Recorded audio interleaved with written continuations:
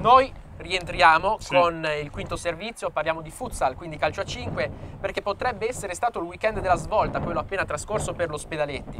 Alla vittoria di venerdì contro il Sarzana, infatti, è seguita quella in Coppa Italia contro il Città Giardino domenica. Dunque, campionato e Coppa Italia che si riaprono anche prospettive di vertice per la squadra Orange di Franco Basta. Noi andiamo a rivivere tutte queste emozioni e le impressioni dei protagonisti nel nostro servizio.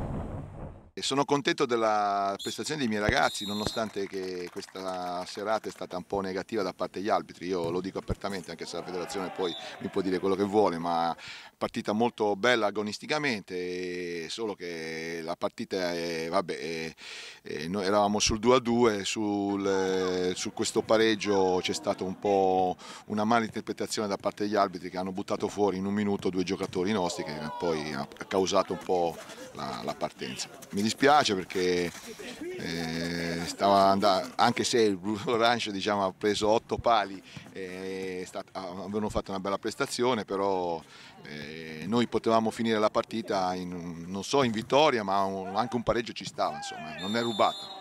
Se noi andiamo a vedere il campionato, il primo tempo l'abbiamo vinte tutti, cioè abbiamo sempre stati in vantaggio, poi abbiamo mentalmente questa vuoto mentale che ci porta a decadere dal 2-0 al 2-2 in pochi minuti. Questo ci dobbiamo lavorare, è una squadra giovane, però sono contento perché secondo me ci sono buone prospettive per salvarsi, è chiaro, il nostro obiettivo è quello. È stata una bella partita, è chiaro, loro sono venuti qua per portare a casa il risultato che potevano, hanno stati molto chiusi, difendevano ai 10 metri, noi non siamo riusciti a entrare. Nel primo tempo abbiamo preso 4 pali nello stesso palo, l'abbiamo preso 4 volte, nel secondo tempo poi forse abbiamo preso anche un quinto e poi ne abbiamo presi altri 3 nel secondo tempo, però i pali non sono gol. E fortunatamente anche forse per la decisione dell'arbitro siamo andati 3-2.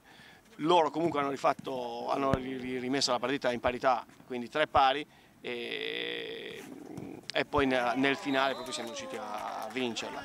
Ci avevano detto che comunque Sarzana è una squadra che si sa difendere molto bene e l'ha dimostrato anche stasera, erano praticamente bravi a chiudersi, a non farci entrare, e quindi poi diventa difficile, più passa il tempo, più sei in difficoltà, hai l'ansia di segnare.